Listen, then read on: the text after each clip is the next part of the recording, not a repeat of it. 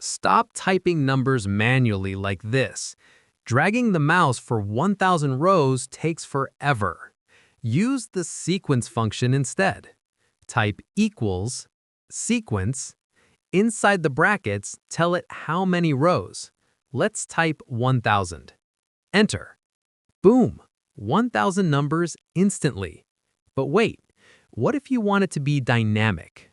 I want numbers only where I have data. Replace the number 1,000 with the COUNTA function. Select your data column B2 to B. Important, remove the last row number to keep the range open.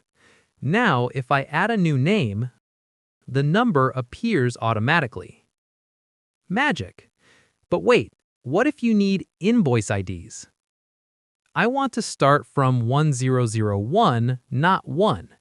The sequence function has hidden arguments. Add a comma, 1 for columns, comma, 1001 for the start number.